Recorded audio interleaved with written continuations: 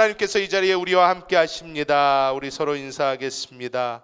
고린도후서 3장 6절의 말씀을 우리가 한번 한 목소리로 함께 보도록 하겠습니다. 고린도후서 3장 6절입니다. 그가 또한 우리를 새 언약의 일꾼 되기에 만족하게 하셨으니 율법 조문으로는 하지 아니하고 오직 영으로 함이니 율법 조문은 죽이는 것이요 영은 살리는 것이니라. 아멘. 오늘 저는 이 고린도후서 3장 6절의 말씀을 가지고 영은 살리는 것이니라, 이러한 제목으로 하나님의 은혜를 나누도록 하겠습니다. 사실 우리가 하나님 아버지를 생각을 할 때에 이 하나님이 어떠한 분이신가, 또 하나님은 우리에게 어떠한 아버지가 되시는가, 이렇게 볼 때에 오해하는 적도 많고 우리가 잘 이해가 안 되는 적도 참 많습니다. 그런데 하나님께서는 이 성경을 통하여 우리에게 보여주시는 공통적인 어떤 모습이 있다면, 우리에게 하나님께서는 믿음을 주시는 분이시고 또 우리의 마음을 주님께서는 안정시켜 주시는 그러한 분이십니다. 이게 어떻게 알 수 있는가 하면, 믿음의 조상들을 쭉 보면 하나님께서 그 믿음의 조상들을 찾아가셔서 그 믿음의 조상들마다 하나님께서 약속을 해주셔요. 이것을 우리는 언약이라고 합니다. 약속, 하나님께서 약속해 주신다라는 것은 생각보다 되게 큰 일입니다. 이렇게 그냥 아무 일도 아닌 게 아니에요. 우리 사람들은 왜 약속을 할까요? 우리 사람들은 약속이라는 걸 하고 살잖아요. 그런데 이 약속이 어떻게 해요? 우리가 잘 알다시피 안 지켜질 때도 많고, 이 약속이 어겨질 때도 많고, 이 약속을 까먹을 때도 많습니다. 저희 집에 이런 얘기하면 싫어할 수도 있지만 우리 둘째 딸은 약속을 참 중요하게 생각을 하는 친구입니다. 어려서부터 그랬어요. 그래서 약속을 하면 무조건 지켜야 돼요. 이것을 안 지키는 게 없어요. 그래서 약속했잖아 그러고 끝까지 포기하지 않아요. 그래서 제가 늘 이렇게 할머니들 할아버지들한테도 이렇게 늘 말씀드리는 게, 쟤랑은 약속을 하시면 안 됩니다. 약속을 하면 무조건 지켜야 됩니다. 이 친구는 무조건 약속을 지켜내라 하고 요구를 하는 친구입니다. 이렇게 말씀을 드려요. 근데 하나님께서는 우리에게 약속을 하실 때 하나님의 이 약속이라는 것은 사람의 약속하고 굉장히 다른 것을 우리가 볼 수 있습니다. 오늘 이 고린도후서 3장 6절의 말씀을 보면 이 새 언약의 일꾼 이렇게 나오면서, 이제 언약이라는 단어가 나오면서 우리를 하나님이 어떠한 분이시고 또 하나님은 우리를 어떻게 살리시기를 원하시는가, 이렇게 보여주십니다. 여러분, 교회 생활이 하다가 힘들고 어려워진다면 그때는 뭔가 문제가 있는 것입니다. 교회 생활이 힘들고 어렵다, 문제가 있는 거예요. 중국에 이 위대한 영적인 지도자였던 이 워치만이라는 분이 있습니다. 이분은 이런 얘기를 했어요. 우리가 그리스도 안에서의 자유를 누리지 못하는 이유는 우리의 노력과 행위에 의존하는 신앙 때문이며, 참된 신앙은 내가 무엇을 해야 하는가에 초점을 맞추는 것이 아니라 그리스도께서 나를 위해 무엇을 하셨는가에 초점을 맞춰야 한다. 이러한 말씀을 The Normal Christian Life라는 책에서 했습니다. 우리가 내가 무엇을 할 수 있을까에 초점을 맞추는 것이 아니라 주님께서 나를 위해서 무엇을 하셨는가에 초점을 맞출 때에 우리의 신앙생활에 자유함이 임한다는 것입니다. 오늘 율법의 조항을 이야기를 하고 그것에 반대돼서 영이라는 것을 이야기를 하면서 새 언약의 일꾼으로 우리를 부르신 하나님에 대해서 말씀하고 있습니다. 오늘 우리가 이 하나님의 말씀 안에서 하나님께서 우리에게 주시는 그 자유, 이 새 언약 안에서의 자유란 무엇이고 하나님의 이 약속은 어떤 것이며 우리는 어떻게 해야지 주님 앞에 나올 때마다 우리의 수고하고 무거운 짐이 벗어질 수 있는가, 우리가 함께 나눠보도록 하겠습니다. 첫 번째로 우리는 하나님께서 우리에게 주신 이 언약이라는 것의 무게, 우리는 좀 깨달을 필요가 있습니다. 이 언약, 이 왜 하나님의 언약은 그만큼의 무게를 가지고 있는가? 우리가 이 언약이라는 원어를 보면요, 디아테케라는 이 단어인데, 새 언약에 읽고 날 때 이 언약이라는 이 언약은 영어로 볼 때는요, 테스트맨이라고 나와 있습니다. 커베넨이라고도 나와 있어요. 근데 이 테스트먼트는 영어를 하시는 분들은 아시겠죠? 어디에 나와요? 우리가 제일 잘 아는 테스트먼트, Old Testament, New Testament.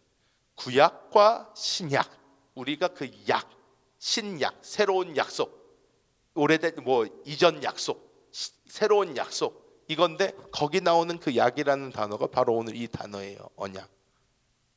이 단어인데, 이 하나님의 이 언약이라는 이 헬라어를 봐도 그렇고, 하나님의 언약이라는 것은요, 그 시제라고 하죠. 우리가 과거, 현재, 미래 이런 시제를 얘기를 하는데, 하나님의 언약은 늘 현재예요.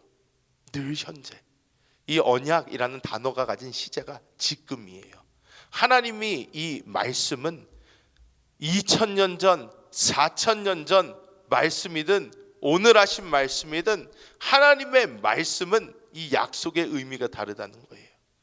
어제나 오늘이나 영원토록 동일하신 하나님은 우리에게 동일한 약속을 주고 계시다라는 것을 우리에게 말씀하고 있는 것입니다. 여러분, 우리가 구약을 이렇게 보면 아담과 하와서부터 예수님이 오실 때까지 많은 시간이 이렇게 지났어요. 많은 시간이 지났는데 그 많은 사람들 중에서, 그러면 예수님 오시기 전에 태어난 사람들 싸그리 다 지옥 가나? 이런 생각 안 해보셨어요? 저는 막 어려서부터 생각할 때에, 그러면 그 사람들 다 어떻게 됐을까? 그 사람들은 어떻게 되는 건가 도대체? 그러면 그 사람들은 이제 그 중에 이스라엘 사람들 막 소 죽여가지고 이제 피내가지고 막 제사 드려가지고 그것 때문에 그러면 오케이가 되는 건가? 우리가 하나님의 이 언약이라는 게 창세기 에덴 동산에서 쫓아낼 때부터 하나님은 약속을 하셨어요. 뭘 약속을 해요? 내가 너네를 위해서 누구를 보내주겠다? 메시아를 보내주겠다. 이 가죽 옷을 지어서 입히시면서 하나님께서는 약속을 하셨어요. 내가 너희에게 메시아를 보내주겠다. 여자의 후손이 와서 뱀의 머리를 부실 거다. 하나님 약속해 주세요. 그리고 이 다음 장에 볼 때에 가인과 아벨이 벌써 제사 드리고 있어요. 즉 하나님은 소통의 통로도 열어두시고, 하나님께서는 계속 이스라엘 백성들에게 어떤 것을 약속하세요? 그리스도, 메시아, 그들을 구원할 자를 하나님께서는 계속 말씀을 해주십니다. 그래서 오늘날에도 유대인들은 누구 기다리고 있어요? 메시아 기다리고 있어요. 메시아 아직도 기다리고 있어요. 왜? 예수님이 메시아라고 믿지 않기 때문에. 그들은 아직도 기다리는 거예요. 왜? 하나님이 율법을 통해서 그들에게 말씀을 하신 것, 하나님께서 그들에게 약속하신 그 언약의 말씀은 어떻게 해요? 그리스도를 보내주겠다는 거예요. 그리스도를 보내주겠다. 그래서 하나님께서 주신 그 언약의 말씀은 어제나 오늘이나 영원토록. 왜? 하나님은 변하지 않으니까. 하나님은 변하지 않으니까. 우리 사람은 그래서 약속을 하는데 서로 어기기도 하고 서로 깨기도 하고 해서 무엇합니까? 계약서를 씁니다. 계약서 쓰잖아요. 계약서 써가지고 사인하세요. 각서도 쓰고 뭐도 하고 합니다. 왜? 안 지켜지는 때가 많으니까. 그렇기 때문에 우리 사람들 사이에서는 이거를 놓고 또 이것을 지키지 않으면 고소를 하고 뭐하고 해가지고 싸우는데, 하나님한테는 그런 게 없어요. 하나님은 어제나 오늘이란 영원토록 나는 내 말을 지킨다. 내가 보증한다. 하나님의 보증이에요. 그래서 이 covenant, 이 단어가 가지고 있는 이 의미는 노아 때 무지개를 주심으로 약속하신 그 언약서부터 하나님이 지금까지 하신 모든 그 말씀은 싹 다 이루어졌고, 지금 하나님의 말씀 중에 유일하게 이루어지지 않은 것이 그리스도 예수의 재림이에요. 그리스도 예수의 재림과 그 이후에 일어날 일들만 남아있는 지금 상태라는 것입니다. 그래서 하나님이 이 언약의 하나님, 하나님은 약속을 지키시는 하나님, 우리가 구언약 그리고 새로운 언약, 이렇게 이야기를 하면서 이야기를 하는데, 이 모든 언약의 말씀은 어떻게 해요? 하나님이 지키신다라는 것을 우리가 깨달아야 될 줄 믿습니다. 자, 그러면 구 언약과 새 언약 어떤 차이가 있나 우리가 함께 보면요, 로마서 3장 19절에서 20절까지 이렇게 말씀을 합니다. 우리가 알거니와 무릇 율법이 말하는 바는 율법 아래에 있는 자들에게 말하는 것이니 이는 모든 입을 막고 온 세상으로 하나님의 심판 아래에 있게 하려 함이라. 그러므로 율법의 행위로 그의 앞에 의롭다 하심을 얻을 육체가 없나니 율법으로는 죄를 깨달음이니라. 아멘. 율법은 어떻게 해요? 모든 사람을 하나님의 심판 아래 둔대요. 율법을 보면 나 죄인이구나 라는 걸 깨닫게 하는 거예요. 나는 이거 할 수 없구나, 나는 하나님의 뜻에 맞게 살 수 없구나 라는 것을 정확하게 보여주는 것이 바로 이 율법이라는 거예요. 제가 요즘에 여러 목사님들 말씀도 듣고 설교도 듣고 이 말씀도 들어보고 저 말씀도 들어보고 또 요즘에 막 유행하는 어떠한 목사님들 말씀 뜨고 그러면 그런 것도 한번 들어보고 이렇게 들은데, 어떤 목사님께서 이런 말씀을 하세요.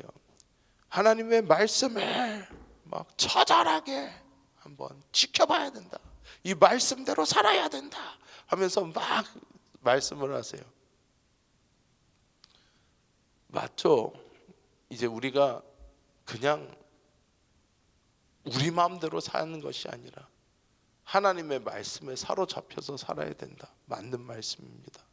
하지만 내가 몸부림을 쳐서 되는 거라면, 내가 몸부림을 친다고 성경 말씀이 지켜질 수 있는 거라면 하나님은 예수님 보내줄 필요 없어요. 율법으로 끝나요. 그러면 그냥 율법 지키면 됩니다. 율법 지키면 하나님의 구원 받는 거예요. 그냥 그런 식으로. 근데 하나님은 그게 하나님의 뜻도 아니고 계획도 아니고 그렇게 해서 되지가 않거든요. 하나님은 처음부터 예수님을 계획하셨어요. 왜? 안 되니까. 우리의 육신은 할 수 없어요. 할 수 없어요. 거룩하게 산다, 정결하게 산다, 완벽하게 산다, 절대로 안 됩니다. 내가 아무리 발버둥쳐도 안 돼요. 여러분, 우리 가끔 가다가 카톨릭 쪽에 이런 옛날에 이제 카톨릭 그런 걸 보고, 요즘에도 그런 사람들도 있을 거예요. 고행이라는 것을 합니다. 고행이라는 것을 해서 어떤 사람은요, 이 허벅지에다가 이 가시 같은 거, 바브 와이어 같은 거를 갖다가 이렇게 차고 다니면서 자기가 탐심이 들거나 무슨 일이 생기거나 그럴 때마다 거기를 한 번씩 때려요. 빡 때려요. 이게 자기 육신을 치는 거예요. 쳐가지고 내가 안 돼, 나는 정결한 삶을 살아야 돼, 난 거룩한 삶을 살아야 돼, 한 번씩 때리는 거예요. 피가 줄줄줄 나도 그렇게 때려요. 고행을 해요. 고행을 하는 그 목적과 목표는 우리가 너무나 잘 알아요. 이런 뜻에서 하는구나. 근데 우리가 그렇게 한다고 되는 거면, 그렇게 해서 할 수 있는 거라면 하나님이 예수님 보내줄 필요 없다는 거예요. 이 당시에 사도 바울이 이 로마서랑 쓰면서, 사도 바울은 태어나자마자부터 이스라엘 민족 중에 베냐민 지파였죠. 베냐민 지파에다가 바리새인으로 자랐어요. 어려서부터 달달달달 외웁니다. 여러분, 제가 유대인들 그 다큐멘터리를 본 적이 있는데, 여기 뉴욕에 지금 사는 그 유대인들 마을이 따로 있어요. 이 유대인들이 모여서 사는 이 마을이 있는데, 거기서는요 아직까지도 그런 삶을 사는 사람들이 있어요. 애들 핸드폰 주지 않습니다. 텔레비도 못 보게 해요. 아무것도 못하게 하고, 애들이 몇 살 때까지 이 토라, 이 하나님의 말씀, 이 모세오경 이런 거, 탈무드 이런 것만 무조건 읽혀요. 달달달달 외우게 만들어요. 저 그거 보면서 깜짝 놀랐어요. 요즘에도 그렇게 키워요. 이 21세기 진짜로 지금 밖에서 자율주행 자동차가 다니고 컴퓨터로 세계 온 천하가 지금 하나가 되는 한국에 그 사람들은요 아직도 그렇게 키워요. 그렇게 키워서 걔네들이 인터뷰를 하는 거를 본 적이 있어요. 그것을 인터뷰를 하는 거를 본 적이, 저 깜짝 놀랐어요. 그 꼬마애를 갖다 인터뷰를 하는데요. 너 그러면 핸드폰도 없고 뭐도 없고 그런데 심심하지 않니? 넌 이러니까 뭐 재미가 없지 않니? 그랬더니 하나님의 말씀을 읽는 것보다 즐거운 일이 어디 있습니까? 하나님의 말씀을 묵상하는 것이 나의 삶의 즐거움입니다. 뭐 이런 말을 해요. 제가 보면서 어이구 무서워라. 얘네 진짜로 얘네는 정말 그렇게 크는 애들이에요. 그런 애들인데 그런 애들로 큰 거예요. 사도 바울도. 똑같이 그렇게 자라고 하나님의 말씀을 배우고 율법 가운데 자라나고 다 자라나서 정말로 겉으로 보기에는 잘못한 거 하나 없이 정말 완벽한 하나님 앞에서의 삶을 산 것처럼 보였지만 사도 바울이 얘기를 하는 거예요. 지금 이것을 읽고 있는 내 편지를 볼 수 있는 바리새인들, 나랑 함께 이 길을 걸어봤던 사람들아, 그래서 되드냐? 이거예요. 너 자신 있게 하나님 앞에서 말할 수 있냐? 율법 다 지킨다고? 근데 하나님의 이 율법은 하나라도 안 지키면 망하거든요. 이게 웬만큼 다 지켰다고 그래. 너는 지금까지 살면서 쭉 보니까 한 95% 다 지켰으니까 A 합격. 아니에요. 많은 사람들이 착각을 해요. 그래도 목사님 최선을 다해서 지킬 만큼은 지키고 그래서 한 95점 정도, 뭐 90점 정도 받으면 하나님이 그래 너 참 잘했다 A 주고 천국에 들여보내주시겠죠. No, 그렇지가 않아요. 죄가 있으면 멸망하는 거예요. 하나님의 율법을 떠나면 죄예요. 그런데 우리가 이 율법의 기준으로 우리가 하나님께 의롭다함을 얻으려면요 불가능하다는 거예요. 불가능해요. Impossible. 할 수 없어요. 그래서 하나님께서는요 에스겔서 11장 19절과 20절에 이런 말씀을 하십니다.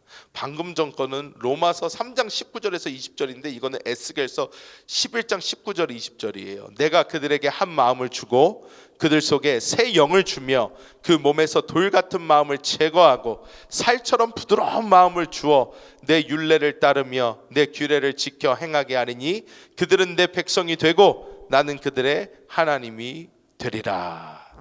여기서 이제 하나님께서 말씀하신 것 중에 그러면 여기에서 문제가 뭐라는 거예요? 뭐가 문제라는 거예요? 마음이 문제래요.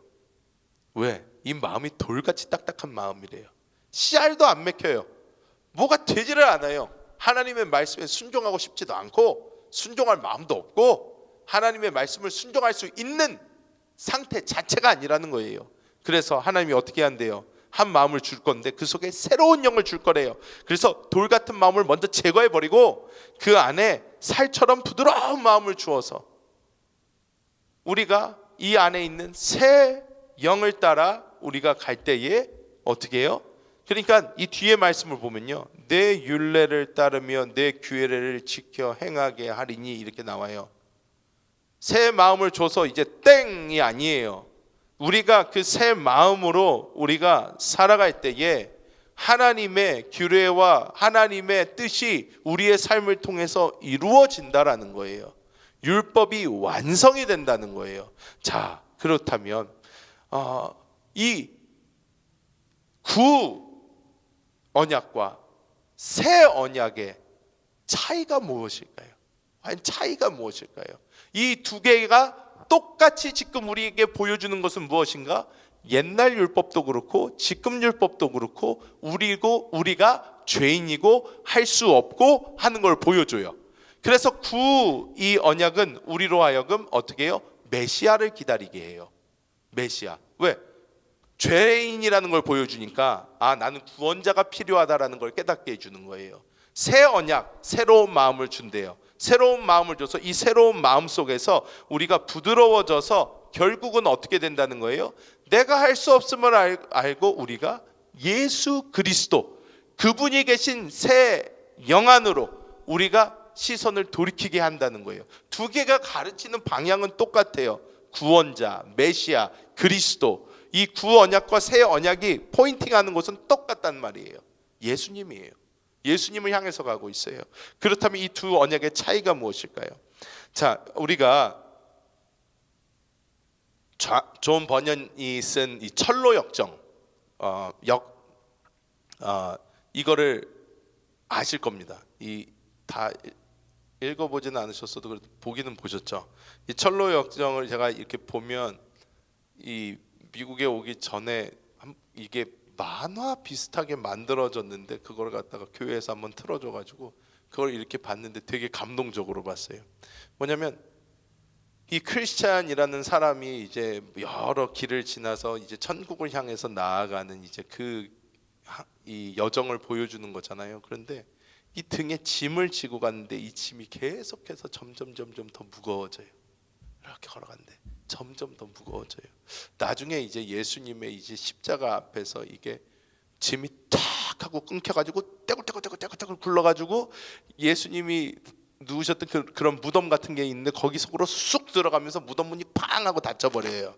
그래서 주님께서 책임지셨다라는 것을 이제 그런 장면을 통해서 이렇게 빡 보여주는데 굉장히 감동적이었었습니다. 너무 힘들어가지고 막 이 짐을 지고 막 올라가다가 갑자기 그 십자가 앞에서 이 짐이 탁 하고 풀어지면서 무덤 속으로 그 짐이 팍 하고 들어가 버리는데 야 얼마나 감동적인지 그걸 보는데 그런데 구언약은 우리에게 이러한 짐을 매줘요.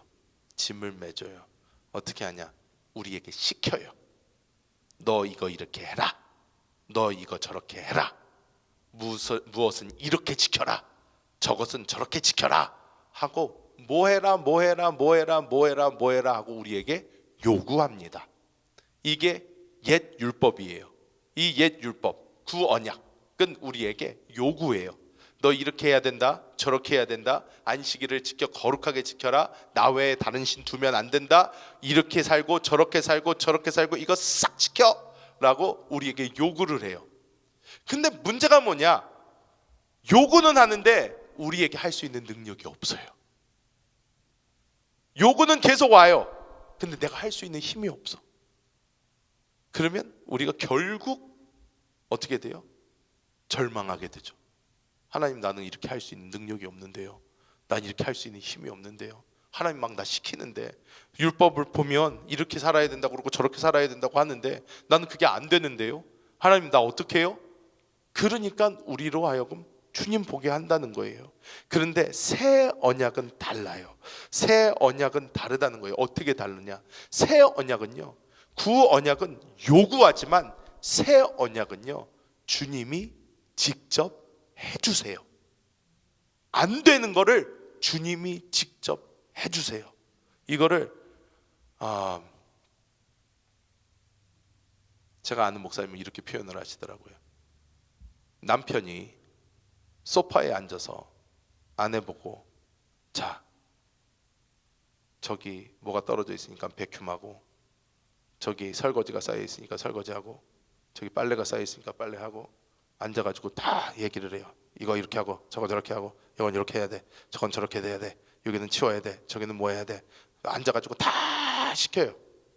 이게 율법, 구율법이에요. 시켜요. 틀린 소리 아니에요. 맞는 소리예요. 다 시켜요. 근데 나 혼자서 할 수가 없어. 다.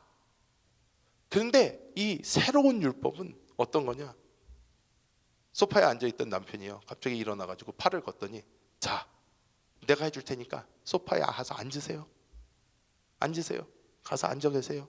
그러더니 남편이 탁 일어나더니 갑자기 청소기를 가지고 샥 하니까 갑자기 바닥이 깨끗해지고, 가서 디시워셔 쫙 하니까 그릇이 깨끗해지고, 갑자기 착착착착착 모든 게 다 치워져요.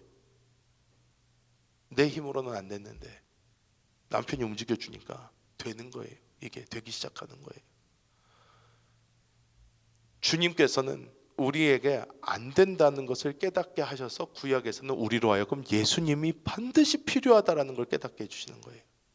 나 스스로의 힘으로 안 되니까 나는 예수님이 필요하다. 그리고 이 새 언약으로는 예수님이 이제 내가 대신 해줄게 하는 것입니다. 그래서 우리가 잘 아는 수고하고 무거운 짐진 자들아 다 내게로 오라, 내가 너희를 쉬게 하리라, 이 말씀이 있습니다. 그런데 나는 온유하고 겸손하니 너희는 나에게 와서 내게 내 멍에를 메고 내게 배우라라는 말이 바로 그 다음에 이어져요. 바로 그 다음에 이어져요. 그러니까 우리는, 아니 쉬게 해준다고 그러더니 갔더니 일을 더 준대요. 멍에를 매래요. 이게 무슨 소리야? 그런데 제가 또 이것도 여러 목사님들 하시는 말씀을 들었어요. 말씀을 들었는데 이제 그런 말씀이 되게 많아요. 주류로 이루는 이것에 대한 해석을 이렇게 하더라고요. 어떻게 하냐면 주님의 멍에를 메고 이제 내게 배워라 그러는데, 주님의 멍에를 메라는 것은 내가 나의 삶을 위해서 살아갈 때는 내가 힘들고 지치고 고달프지만 내가 그리스도를 위하여 살기 시작을 하면 나의 삶에는 나의 수고하고 무거운 짐들이 내려지고 나는 그때부터 자유한 삶을 살게 된다. 나는 힘나는 삶을 살게 된다. 이런 해석이 되게 전반적이더라고요. 근데 여러분, 진짜로 솔직히 우리 얘기를 하면요, 진짜로 솔직히 얘기를 해보면요, 내 힘으로, 내 능력으로 내가 노력해가지고 매일 기도하러 나오고 매일 교회 예배 열심히 나오고 교회에서 열심히 봉사하고 주를 위한 거죠. 뭐 나를 위한 게 아니죠. 하지만 내가 주인이 되어서, 내가 중심이 되어서 내 힘으로 내 노력으로 그거 딱 하잖아요. 지쳐요, 안 지쳐요? 교회 생활하는데 번아웃이라는 말이 왜 나올까요? 내 힘으로 해서 그래요. 내가 하려고 그러니까 그래요. 그러니까 번아웃이 오는 거예요. 유기성 목사님이라고 유명한 목사님 계시잖아요. 그 유기성 목사님이 이런 말씀을 하는 걸 들었어요. 목사님들끼리 모였대요. 목사님들끼리 모여서 목사님들끼리 이제 서로 그냥 대화를 나누는 거죠. 대화를 나누는데 다른 목사님들, 어떤 목사님이 이런 주제를 던졌대요. 목사님들은 주일날 예배 다 드리시고 설교 다 하고 주일 사역 다 한 다음에 월요일날 스트레스를 어떻게 푸십니까? 하고 뭐 그런 주제가 나왔대요. 그랬더니 어떤 목사님은 나는 하루 종일 그냥 잔다. 어떤 목사님은 나 하루 종일 영화를 본다. 어떤 목사님은 나는 하루 종일 무협지를 본다. 뭐 별 얘기가 막 나오고 있는데 유기성 목사님을 딱 본데 유기성 목사님한테 그랬대요. 목사님, 그럼 목사님은 어떻게 푸세요? 그렇게 물어봤대요. 그랬더니 유기성 목사님 표현으로는 그렇게 표현을 하시더라고요. 제가 눈치가 없이 너무 이렇게 얘기를 해서 분위기가 굉장히 안 좋아졌습니다. 그러는데 유기성 목사님 그랬대요. 왜 주일이 스트레스를 받는 날인가요? 주일은 하나님 만나는 날이고, 주일은 하나님 앞에 나와 예배하는 날이고, 내가 하나님의 말씀을 전하는 날이고, 내가 그러한 날인데 도대체 왜 주일이 스트레스를 받는 날이어서 월요일날 왜 풀어야 되는 건가요? 저는 스트레스 별로 잘 안 받아서 모르겠습니다. 분위기가 굉장히 안 좋아지더래요. 그러면서 이제 먼저 얘기했던 그런 목사님들이 내가 뭐가 되냐, 목사님 저렇게 뭐 신령하게 거룩하게 얘기를 하면 나는 어떻게 하라고 막 그러면서 이제 불만들이 나오겠죠. 그런데 사실 말씀이 맞아요. 뭐냐, 우리가 내가 힘을 주고 신앙생활을 하면요, 아무리 주님을 위해서 한다고 하더라도요 번아웃이 와요. 지쳐요. 교회에서 그런 얘기 많이 들어보지 않으셨어요? 저도 많이 들어봤어요. 이렇게 어떤 집사님이 목사님 제가 요즘에 번아웃이 와가지고요, 제가 좀 봉사 쉬어야 될 것 같아요. 이제 조금 쉬고 제가 또 다시 힘을 찾으면 또 봉사할게요. 이런 얘기를 진짜 많이 들어봤어요. 요즘에 좀 번아웃이 와서요. 근데 이 번아웃이 왔다라는 것은요, 자랑할 만한 얘기는 아니에요. 왜? 내 힘으로 했어요 라는 소리랑 똑같습니다. 중심이 나였어요 라는 얘기랑 똑같은 거예요. 번아웃은 내가 하는 거예요. 자, 우리는 초점이 어디로 간다? 시선, 우리가 마지막 찬양을 드렸잖아요. 모든 시선을 어떻게 해요? 누구께 드려요? 주님께 드리고 살아계신 하나님을 느낄 때, 그때부터 하나님이 일하기 시작하시는 거예요. 이게 굉장히 겉으로 볼 때는 똑같은데요, 시작점이 다르면요, 겉으로 보이는 모습은 똑같을지 몰라도 나중에 결과가 달라져요. 번아웃이 없어요. 평생을 봉사를 해도요 행복해요. 즐거워요. 기뻐요. 자, 그렇다면 우리가 이제 그래서 나의 멍에를 메라, 그 다음 슬라이드 보여주세요. 저기 보면 황소가 있습니다. 저 황소 옆에 애기소가 이렇게 쫓아가요. 애기소가 쫓아갔는데 여러분 옆에 보세요. 옆에는 애기소는요 아무것도 안 걸려 있죠. 아무것도 안 걸려 있죠.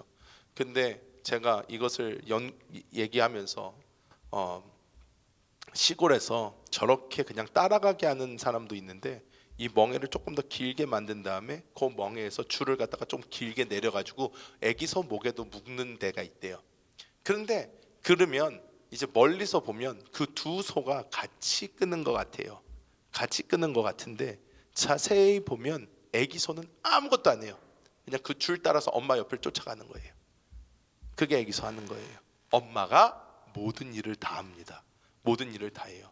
예수님께서 나의 멍에를 메라 하는 것은 우리가 영 안에서 우리의 시선을 주님께 드리고 주님께 집중하고 주님을 붙잡으면 그때부터 주님이 우리를 통해서 이제 일을 하시는데, 주님의 일을 하시는데, 이 주님의 일을 할 때 내 힘이 안 들어간다는 거예요. 내가 그러니까 고달프지도 않고 힘들지도 않고 지치고 넘어질 일도 없다는 거예요. 왜? 내가 하는 게 아니니까. 내가 하는 게 아니니까.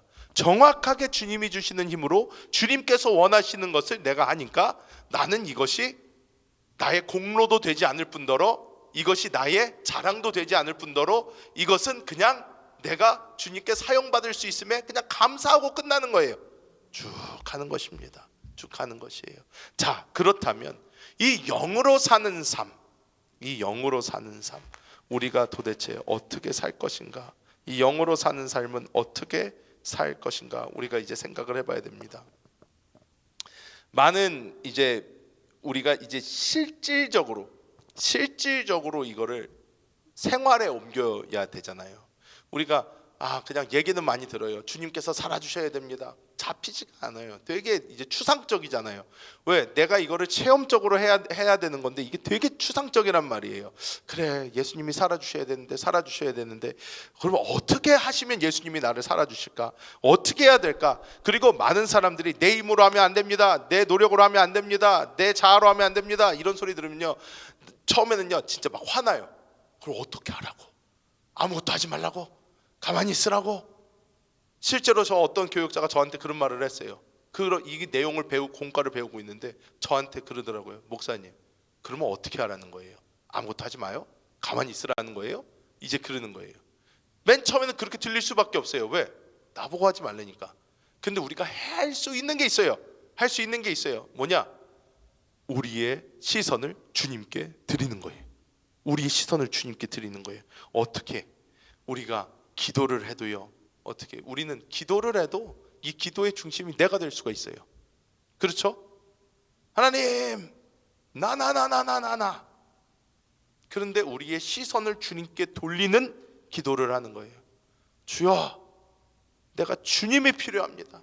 내 힘으로 살 수 없습니다. 주님이 필요합니다. 주님, 나를 살아주옵소서. 내가 주님을 붙잡습니다. 내가 주님을 붙잡습니다. 하면서 나의 생각, 나의 시선, 나의 모든 것을 기도를 할 때에 주님을 붙잡는 기도를 하는 거예요. 아침에 일어나서부터 우리가 첫 시작을 하면서도 주님, 성령님 나를 살아주옵소서. 성령님, 내가 주님을 의지하며 살기 원합니다. 오늘도 내 생각, 내 의지로 살지 않고 내가 주님을 의지하고 살기 원하오니 주여 나의 삶을 주장해 주옵소서 하면서 우리가 기도하면서 그 성령님을 붙잡는 그런 기도 우리가 해야 되고, 말씀을 읽어도 마찬가지예요. 말씀을 읽어도 그 말씀 가운데서 하나님, 나를 만나 주옵소서. 이 말씀을 통하여 나에게 말씀하여 주옵소서. 내가 어떻게 가야 되겠습니까? 나의 생각과 나의 의지와 주님의 말씀이 이 하나님의 살아계신 말씀을 통하여 쪼개지고 정확하게 구분이 되고 내가 하나님의 뜻을 따라 갈 수 있는 사람 되게 하여 주옵소서. 말씀 읽고 찬양하면서 나의 생각과 나의 모든 것을 다시 주님께 돌이키게 하는 거예요. 주님 바라보는 거예요. 찬양, 집에 있을 때도 계속 찬양 듣고 찬양하고, 계속 차에서도 찬양 듣고 말씀 듣고 하면서 우리의 생각, 우리의 모든 것 집중 다 주님께 돌리는 거예요. 그런데 많은 분들이 이제 여기서 이제 그래요. 근데 목사님, 우리 살아야 되고 일도 해야 되고 직장도 다니고 우리가 이것도 하고 저것도 하고 막 하는데, 그런데 내가 어떻게 그렇게 주님을 계속 그럴 수가 있나요? 왜? 할 수 있잖아요. 왜? 우리는 속으로도 계속 기도할 수 있어요. 내가 사람을 만날 때도 속으로 계속 방언으로 기도하면서 만날 수도 있고요. 내가 계속 나의 생각을 주님께로 돌려놓고 주님 안에서 살아가는 이것이요, 우리가 계속해서 우리의 삶을 통해서 하루씩 우리가 실행해 나가면요, 나중에는요 이게 자연스러워질 수 있어요. 자연스러워질 수 있어요. 그래서 우리가 어떻게 해야 되나? 이거를 우리가 실행에 옮겨야 돼요. 모든 것을 시선을 주님께 드리자. 시선을 주님께 드리자. 내가 살지 말고 주님이 해달라고 하자. 우리가 이런 삶을 살면 우리의 삶에 놀라운 은혜가 부어지게 될 줄 믿습니다. 자, 제가 오늘 새벽에도 살짝 간증을 했어요. 아이들을 키우다 보면 어느 시점이 딱 되면 그 순간에 이 아이가요, 내가 할 거야 라고 바뀌어요. 내가 할래. 신발도 자기가 신겠대요. 옷도 자기가 입겠대요. 그리고 과자도 자기가 까겠대요. 뭐도 이렇게 하겠대요. 우리 5 아이가 그걸 다 겪었어요. 그 페이지를 다 겪었어요. 우리 큰애부터 겪었죠. 우리 큰애가 그래서 어느 순간이 되니까 과자를 이렇게 하더니 자기가 깔 거래요. 근데 여러분 아시겠지만 애기들 손은요, 손가락이 짧고 굵어요. 그러다 보니까 어떻게 해요? 정교한 작업을 잘 못합니다. 근데 이 과자 까는 게 지금 우리는 쉬워 보이죠. 애기들이 하면요 되게 어려워요. 그거 왜? 손가락은 두껍고 짧은데 이게 쉽게 뜯어지지가 않거든요. 그런데 애기들은 어떻게 해요? 우겨요. 지가 하겠대요. 무조건 내가 하겠대요. 그러면 주죠. 그래 해봐. 그러면 애기들 어떻게 합니까? 과자를 다 뭉개놔요. 다 뭉개놔요. 다 끌러보면 다 밑에 가루가 둘둘둘 떨어지고 온전한 과자를 먹을 수도 없고 그렇게 되죠. 그러면 이제 아이가 그래도 자기가 할 거다 하는 거 가르쳐 주죠. 그래서 나중에는 혼자 할 수 있게 하죠. 하지만 지금 우리 5째를 보면요, 우리 5째는요 되게 똑똑해요. 왜 똑똑한가? 무조건 다 남을 시키려고 그래요. 절대로 지가 안 해요. 그냥 딱 앉아 있다가도 어디로 이동을 하려고 그래도 그냥 불러요. 택시처럼.